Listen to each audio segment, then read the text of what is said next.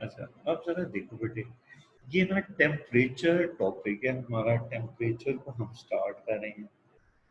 Temperature में को study करने के लिए ना टेम्परेचर और हीट का आपस में बड़ा क्लोज रिलेशनशिप है।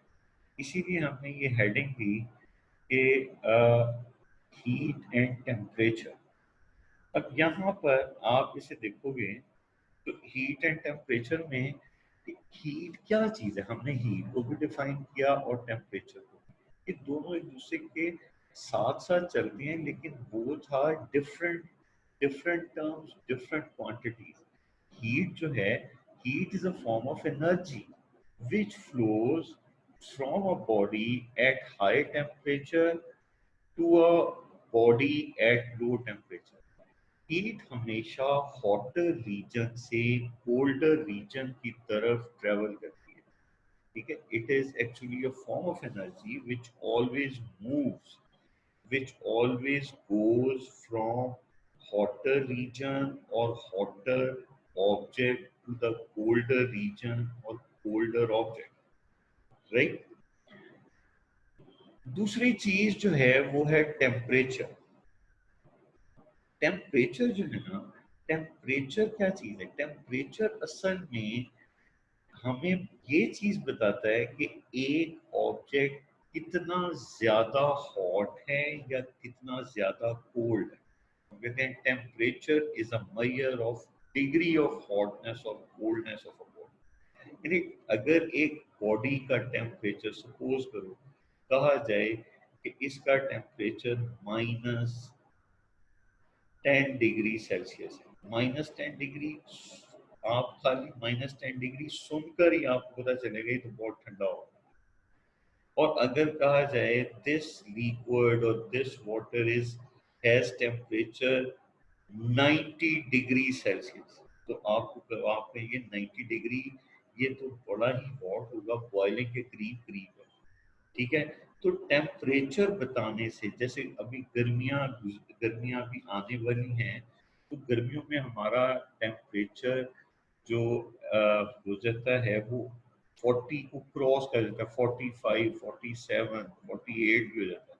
जब बहुत ज्यादा गर्मी होती है, बाहर निकलने को बिल्कुल दिल नहीं चाहता, उस वक्त टेम्परेचर को 47, 48 तक हुआ होता है।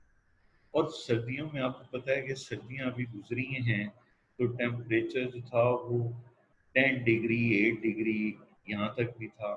तो टेम्परेचर हमें बताता है कि हाउ मच हॉटर और how much colder a body is.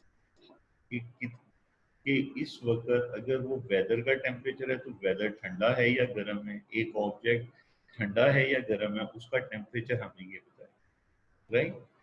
अब इससे अगली बात पे हम आते हैं।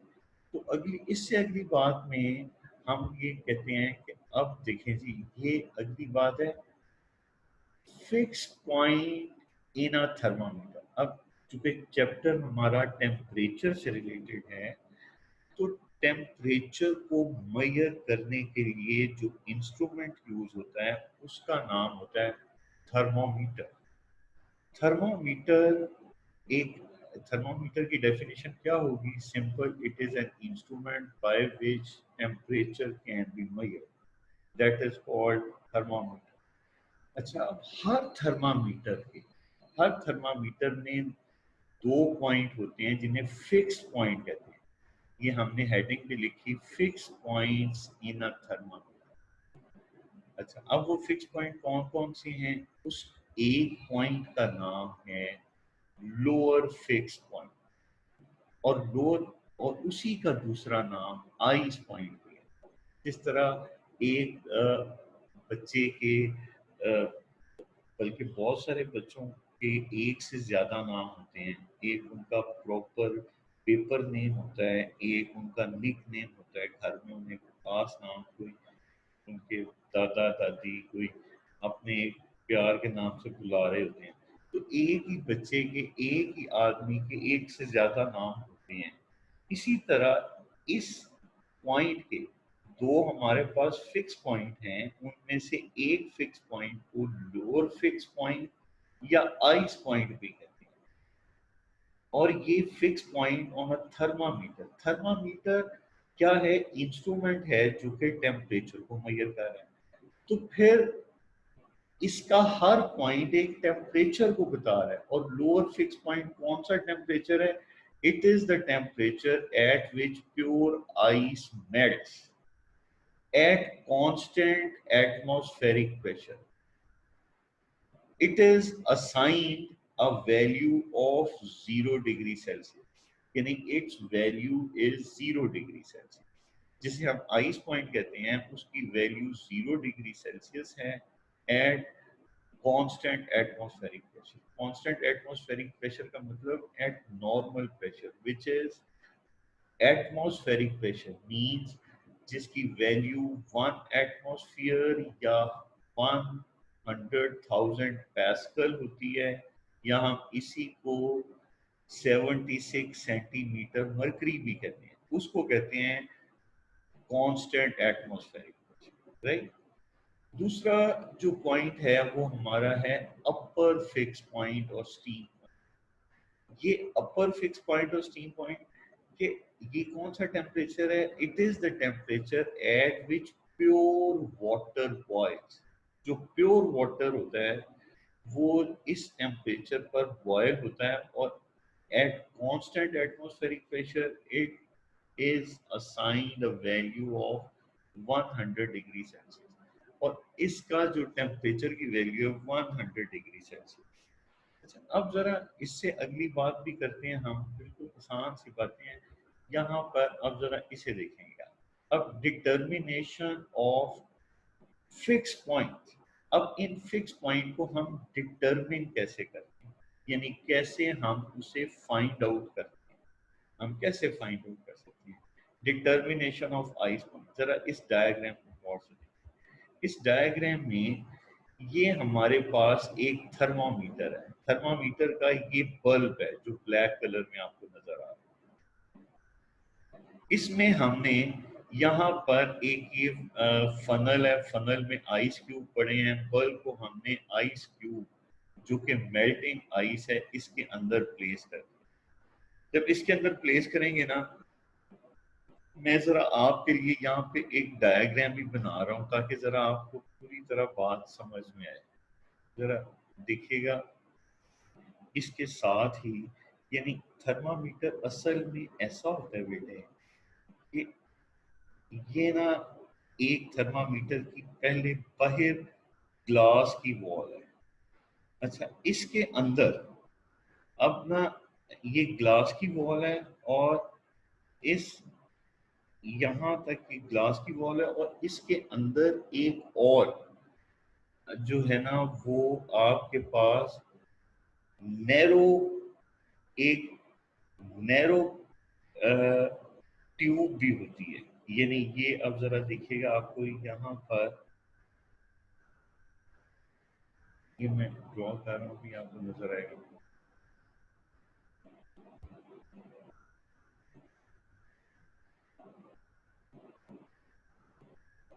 ये ना इसके इनसाइड एक रेड कलर है, एक अभी आपको ये ब्लैक कलर में एक और ट्यूब नजर आ रही है, ठीक है। अच्छा, यहाँ पर आपके पास अब एक दफा फिर से देखना, यहाँ पर ये जो आपके पास अब यहाँ पे देखना बेटे, ये जो है ना इसके साथ यहाँ पर एक यूं करके ना ये एक बल्ब है, ये ग्लास का बल्ब है।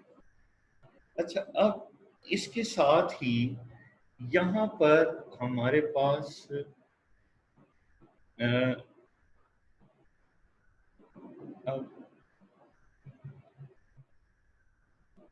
अब यहाँ पे ना ये जो ग्लास के बल्ब के साथ ना इस जगह पे ये ऐसे करके और ऐसे, इसमें आपके पास एक लिक्विड है। अब जरा मैं लिक्विड को एक और कलर देता हूँ ताकि हमें बात अच्छी तरह से समझ आए। ये समझ लो इसमें ये सारे का सारा जो है ना, ये ब्लू कलर में आपको नजर आ रहा है कि ये ब्लू कलर में ये लिक्विड है, जो यानी थर्मामीटर के बल्ब के अंदर है। दिस इज योर बल्ब, ठीक है, बल्ब ऑफ थर्मामीटर। इसके अंदर ये, अब जब यहाँ पे जो भी टेम्परेचर होगा, ये इस ट्यूब को, जो एक कंपैरेटिवली थिन ट्यूब होती है, इसमें लिक्विड जो कि आम तौर पे मरकरी है, ये ऊपर राइज हुई होती है, ठीक है। अगर ये इस तरह से राइज हुई थी, तो अब आपका ये हुआ क्या कि हमारे पास यहाँ पर यूं समझ लें कि ये ऐसे, ये थर्मामीटर ऐसे क्लोज्ड है, और इसी तरह यहाँ पर ये भी ऐसे क्लोज्ड है। लिक्विड जो था बल्ब का, वो यहाँ तक गया हुआ था। अब हमने क्या किया, हमने इसी बल्ब को हमने मेल्टिंग आइस क्यूब में प्लेस किया। अब मेल्टिंग आइस क्यूब का टेम्परेचर जो है वो, तो कह लो मेल्टिंग आइस का टेम्परेचर 0 डिग्री सेल्सियस होता है। तो ये वाला जो लिक्विड यहाँ तक है, ये फॉल करेगा, नीचे की तरफ आएगा, नीचे की तरफ आएगा, और नीचे की तरफ आएगा, तो आते आते एक खास पॉइंट पे आके ये रुक गया, इसने और नीचे जाना बंद कर दिया। जिस जगह पे इसने नीचे जाना बंद कर दिया है, उसी को 0 डिग्री मार्क कर देते हैं। सपोज कर लें, ये इसको जब हमने मेल्टिंग आइस में रखा, तो ये एक खास लेवल पे आके स्टेबल हो गया, फिर ये और नीचे गया नहीं। हमने इस पॉइंट को 0 डिग्री सेल्सियस मार्क कर। अच्छा, यही बात यहाँ पे हमने लिखी हुई है, अभी मैं आपको दिखाता हूँ, देखिए जरा। अब यहाँ पे हमने ये बात लिखी है कि immerse the bulb of thermometer into ice cubes containing in a funnel. The mercury level of thermometer keeps on decreasing, and after some time it becomes for steady at a fixed point. This point is marked as 0 degree Celsius and called as ice point. हम इसको ice point कहते हैं। क्या किया है, पहले हमारे पास ये थर्मामीटर था, हमने इस थर्मामीटर को इसमें प्लेस किया। ये थर्मामीटर अनमार्क्ड है, इसके ऊपर कोई मार्किंग नहीं हुई है, ये बिल्कुल ब्लैक थर्मामीटर है। हमने मार्किंग अभी करनी है। मार्किंग करने के लिए हमारे पास सबसे पहले 2 पॉइंट होने चाहिए, जिन्हें हम अपर फिक्स पॉइंट और लोअर फिक्स पॉइंट कहते हैं। हमने लोअर फिक्स पॉइंट डिटरमिन करने के लिए क्या किया कि इस थर्मामीटर को हमने आइस क्यूब में प्लेस किया।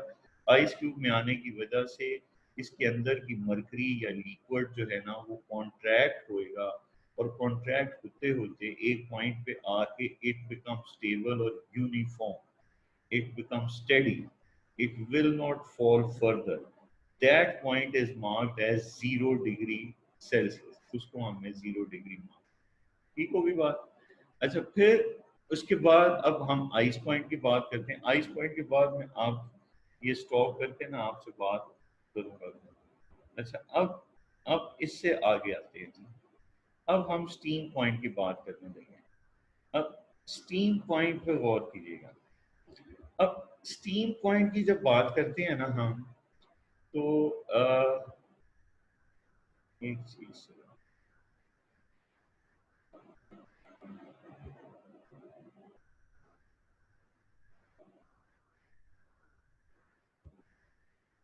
अच्छा अब जरा यहाँ पे ये देखिए।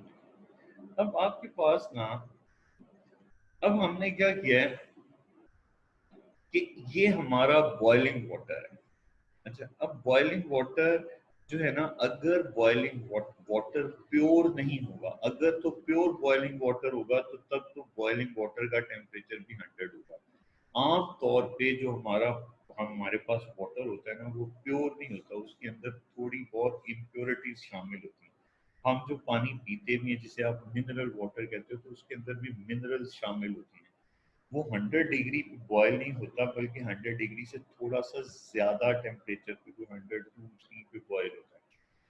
तो हमने उसको प्योर वाटर की बात करेंगे या हम स्टीम की बात करेंगे। कोई भी वाटर हो, चाहे वो जितना मर्जी इम्प्योर हो, लेकिन 100 डिग्री पर स्टीम बनना शुरू हो जाती है, और हर बॉइलिंग वाटर के ऊपर वाली सरफेस पर स्टीम स्टीम इकट्ठी होना शुरू हो जाती है।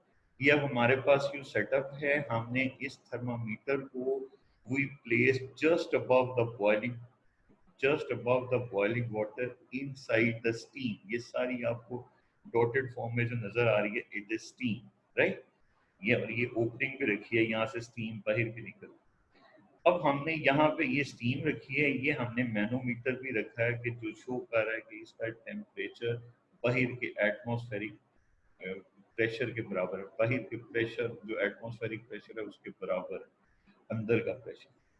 तो अब क्या किया हमने, इस थर्मामीटर को प्लेस किया just above the boiling water inside the steam. तो ये लिक्विड बल्ब में से बल्ब का लिक्विड एक्सपैंड होकर ऊपर राइज होगा, होते होते एक खास पॉइंट पर आकर again it becomes steady or it becomes constant, and that point, ये जो पॉइंट है, अब इस पॉइंट को हमने 100 डिग्री मार्क कर, यही बात हमने लिखी। immerse the thermometer bulb into steam above the boiling water. The mercury level of thermometer keeps on increasing, and after some time it becomes steady at a fixed point. This point is marked as 100 degree Celsius and called as steam point, और इसको हम steam point कहते हैं। ठीक होगी बात। तो जनाब, यहाँ तक हमने steam point तक बात की अभी बेटे, और अब ना आपको, अच्छा, अब ना now we start thermometric property. अब थर्मोमेट्रिक प्रॉपर्टी की बात है। थर्मोमेट्रिक प्रॉपर्टी में इसको समझने के लिए ना, अब यूं देखो, थर्मोमेट्रिक प्रॉपर्टी जो होती है ना, ये असल में फिजिकल प्रॉपर्टी है। आपको पता है कि केमिस्ट्री में आपने पढ़ा है कि प्रॉपर्टीज जो है ना, वो दो तरह की होती हैं। एक को हम केमिकल प्रॉपर्टीज कहते हैं, एक को फिजिकल प्रॉपर्टीज कहते हैं। फिजिकल प्रॉपर्टीज में किसी भी सब्सटेंस की केमिकल कॉम्पोजिशन चेंज नहीं होती, बल्कि उसकी फिजिकल अपीयरेंस में चेंज आती है। यानी अगर किसी चीज का वॉल्यूम बढ़ गया तो ये उसमें फिजिकल चेंज आएगी, उसका कलर चेंज हो गया, ये फिजिकल चेंज, ठीक है। जबकि केमिकल चेंज में उसकी केमिकल कॉम्पोजिशन ही चेंज हो गया। अच्छा, अब थर्मोमेट्रिक प्रॉपर्टी को जरा समझें। थर्मोमेट्रिक प्रॉपर्टी क्या है? इट इज द प्रॉपर्टी, एक मिनट सर, हाँ जी, हमने अब हम बस एक, अब जी, अच्छा, अब ना हमारे पास, हमने इसकी बात कर रहे हैं बेटे, ये लिखा है कि it is the property of a substance which varies continuously with temperature. A thermometer constructed on the basis of thermometric property of a substance। Example of thermometric properties, ये थर्मोमेट्रिक प्रॉपर्टीज की एग्जाम्पल है। ये 4 किस्म की thermometric properties हैं जो thermometer में use होती हैं। पहले तो ये बात समझिएगा कि हर थर्मामीटर में ना एक सब्सटेंस होता है, जो कि उसमें एक ऐसा सब्सटेंस जो कि एक खास किस्म की प्रॉपर्टी रखे, उसको, उस प्रॉपर्टी का नाम थर्मोमेट्रिक प्रॉपर्टी होगा, और उस सब्सटेंस को हम थर्मोमेट्रिक सब्सटेंस देंगे। हर सब्सटेंस थर्मोमेट्रिक सब्सटेंस नहीं होता। मिसाल के तौर पे लिक्विड की हम खास तौर पे बात करते हैं, थर्मामीटर में मरकरी यूज होता है, मरकरी थर्मामीटर। मरकरी एक ऐसा लिक्विड है जो थर्मोमेट्रिक प्रॉपर्टी होल्ड करता है। वाटर एक बड़ा कॉमन लिक्विड है, लेकिन वाटर में थर्मोमेट्रिक प्रॉपर्टी नहीं है।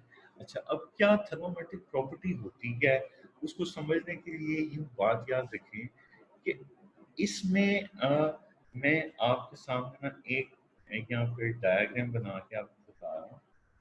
देखो, यहाँ पर अगर सपोज करें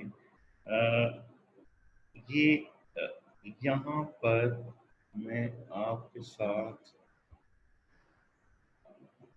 ये जरा सपोज कीजिएगा, ये एक मेरे पास ना कंटेनर है, ये एक कंटेनर है और इस कंटेनर में एक लिक्विड है। इस लिक्विड का जो वॉल्यूम है वो 20, वो यहाँ पर इस वक्त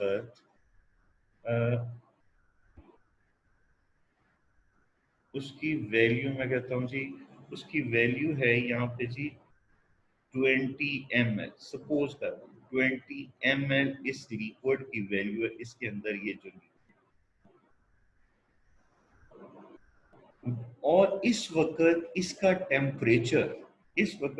टेम्परेचर जो है वो 25 डिग्री सेल्सियस है। अगर हम इसका टेम्परेचर इंक्रीज कर दें, यानी इसका टेम्परेचर इंक्रीज होकर, सपोज करते हैं जी कि इसका टेम्परेचर जो है वो इंक्रीज होकर ये यहाँ से 25 से बढ़ के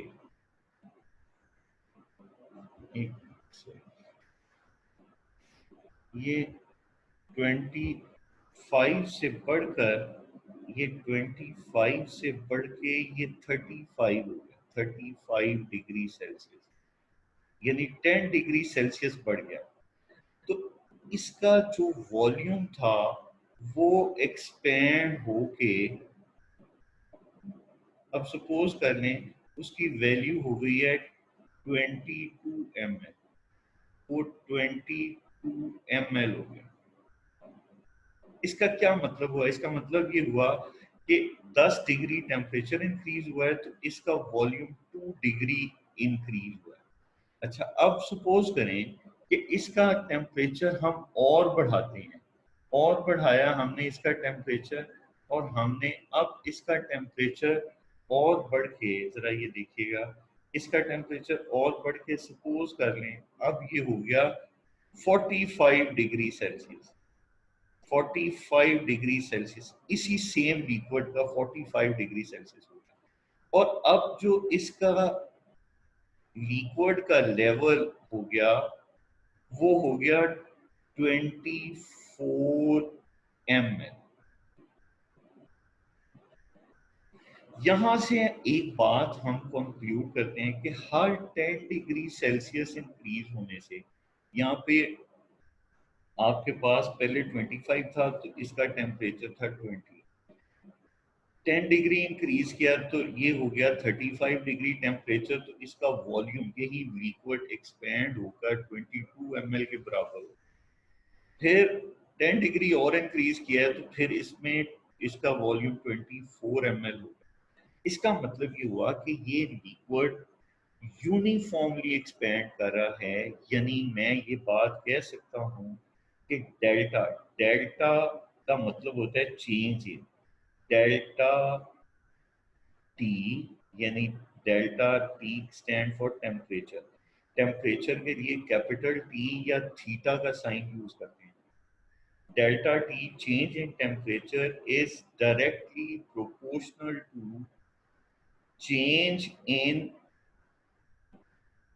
वॉल्यूम। इस केस में ये इसका वॉल्यूम और change in temperature directly proportional है, यानी हर 10 डिग्री टेम्परेचर इंक्रीज के साथ हर दफा 2 ml उसका वॉल्यूम बढ़ रहा है। अगर एक लिक्विड में ये प्रॉपर्टी एग्जिस्ट करेगी, यानी change in temperature is directly proportional to change in volume, तो हम कहेंगे वो लिक्विड थर्मोमेट्रिक प्रॉपर्टी होल्ड करता है और उस लिक्विड को हम थर्मोमेट्रिक लिक्विड या थर्मोमेट्रिक सब्सटेंस कहेंगे। मरकरी एक थर्मोमेट्रिक सब्सटेंस है क्योंकि वो यूनिफॉर्मली एक्सपैंड करता है, यूनिफॉर्मली कंटिन्यूसली एक्सपैंड करता है, जबकि वाटर थर्मोमेट्रिक लिक्विड नहीं है। क्यों नहीं है? Because it does not expand uniformly. वो किसी टेम्परेचर पर ज्यादा एक्सपैंड करता है, किसी टेम्परेचर पे कम एक्सपैंड करता है, उसकी एक्सपेंशन यूनिफॉर्म नहीं है। दैट इज द रीजन जो वाटर है, water is a liquid which is not a thermometric substance और थर्मोमेट्रिक लिक्विड। इसीलिए वाटर को कभी भी थर्मोमीटर में यूज नहीं करते। किसी वाटर में कि कोई भी थर्मोमीटर जो होगा उसके बल्ब में कभी वाटर नहीं होगा, उसमें मरकरी होगी या अल्कोहल होगा। अल्कोहल भी ये प्रॉपर्टी होल्ड करता है, यानी अल्कोहल भी थर्मोमेट्रिक लिक्विड है, राइट। अच्छा, अब ना यहाँ पर अगेन मैं जरा, ये एक बड़ा डेलिकेट सा पॉइंट था, इसलिए ना मैं जरा अपनी बात मैंने कंप्लीट की है। मैं एक दफा फिर आपको ना यहाँ पर, अब जरा देखो, जो थर्मोमेट्रिक प्रॉपर्टीज है ना हमारे जो सिलेबस का हिस्सा है, उसमें ये एक वॉल्यूम ऑफ लिक्विड, जैसे अभी हमने ये बात की वॉल्यूम ऑफ लिक्विड, इसमें हम जिन लिक्विड की बात करेंगे वो या अल्कोहल होगा या मरकरी होगा, ठीक है। ये एक और थर्मोमेट्रिक प्रॉपर्टी का नाम है इलेक्ट्रोमोटिव फोर्स। इसकी बात भी, ये ना इलेक्ट्रोमोटिव फोर्स को हम डिटेल में तो ग्रेड 11 में पढ़ते हैं। इसे इलेक्ट्रोमोटिव फोर्स या वोल्टेज भी कहते हैं। वोल्टेज एक और इसका नाम है बेटे, यानी इसी का दूसरा नाम, बल्कि हम इसे वोल्टेज की बजाय यही बात याद करेंगे। वैसे इसे जब हम आगे जाके पढ़ेंगे ना तो हम ईएमएफ या वोल्टेज भी इसे कह रहे होंगे। अभी हम इसे इलेक्ट्रोमोटिव फोर्स ही कहते हैं। ये एक इलेक्ट्रॉनिक थर्मामीटर होता है, और इलेक्ट्रोमोटिव फोर्स जिस तरह इसमें टेम्परेचर चेंज होने से उसका वॉल्यूम चेंज होता है, इसमें टेम्परेचर चेंज होने से ईएमएफ की वैल्यू चेंज होती है। एक और हमारे पास ये एक और थर्मोमेट्रिक प्रॉपर्टी है, वो रेजिस्टेंस है, और ये गैस, प्रेशर ऑफ गैस। इनकी बेस पर ना इन थर्मामीटर के नाम रखे हुए हैं, जो हम अभी अपने ना नेक्स्ट लेसन में करेंगे। अभी सिर्फ हमने थर्मोमेट्रिक प्रॉपर्टी की बात की। थर्मोमेट्रिक प्रॉपर्टी आपको समझ आ गई है। ये थर्मोमेट्रिक प्रॉपर्टीज की एग्जांपल्स हैं। थर्मोमेट्रिक प्रॉपर्टी को समझना अपने इस तरह से है कि थर्मोमेट्रिक प्रॉपर्टी ई जो है ना वो चेंज होती है with the change in temperature, and change in temperature is directly proportional to change in thermometric property. जिन substance में this property will exist, those substances are called thermometric substance। और हर thermometer में एक थर्मोमेट्रिक सब्सटेंस यूज हो रहा होता है, ये भी बात याद रखिएगा। अच्छा, अब जनाब हम एक बात और करते हैं अपनी, वो ये है जी कि कैलिब्रेशन ऑफ थर्मोमीटर। अच्छा, अब कैलिब्रेशन ऑफ थर्मामीटर कोई मुश्किल चीज नहीं है। कैलिब्रेशन का मतलब होता है मार्किंग। कैलिब्रेशन अ थर्मामीटर स्केल। अब कैलिब्रेशन अ थर्मामीटर स्केल, इसमें आपने हमने यूं समझ लेना है। देखो, जैसे ये भी यहाँ पर भी लिखा हुआ है टू डिटरमिन टेम्परेचर। जैसे ये हमारे पास ना 3 थर्मामीटर अभी तुम्हें यहाँ नजर आ रहे हैं। अब इसकी बेस पर ना अपने इस वाले हिस्से का जवाब बड़ी आसानी से बना सकते हैं। ये हमारे पास एक ये वाला, जब हमने थर्मामीटर को, ये अनकैलिब्रेटेड थर्मामीटर है, थर्मामीटर अभी मार्क नहीं हुआ हुआ, हमने इसे जब मेल्टिंग आइस में रखा, तो मेल्टिंग आइस में रखा उस वक्त इसके अंदर जो बल्ब के अंदर लिक्विड था वो ट्यूब के अंदर राइस हुआ हुआ था। जब हमने इसे आइस में रखा तो वो फॉल करता करता एक खास पॉइंट पे आके रुक गया। इस पॉइंट को हमने मार्क कर लिया है। आपने जनाब ये वाला हमारा जो पॉइंट आ गया ना, ये पॉइंट है हमारा 0 डिग्री। उसके बाद हमने इसी बल्ब को स्टीम में प्लेस किया जस्ट अबव बॉइलिंग वाटर, तो लिक्विड राइज होके यहाँ तक चला गया। एक खास पॉइंट पे जाके उसने फिर अपना लेवल जो है ना वो यूनिफॉर्म कर लिया। Now it no more raises up. इसको हमने 100 डिग्री सेंटीग्रेड मार्क कर। ये हमारा लोअर फिक्स पॉइंट है, ये हमारा अपर फिक्स पॉइंट। इसके दरमियान जो स्पेस बन रही है, इसके दरमियान जो हमारे पास बेटे ये स्पेस बन रही है, हमने इस स्पेस को 100 इक्वल पार्ट्स में डिवाइड कर दिया।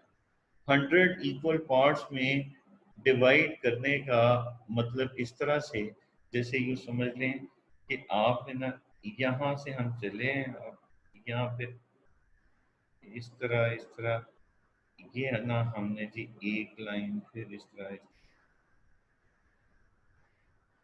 इस तरह हमने इसे 100 इक्वल पार्ट्स में डिवाइड कर दिया। तो 100 इक्वल पार्ट्स में डिवाइड करने से थर्मामीटर मार्क हो गया, उसका एक स्केल बन गया।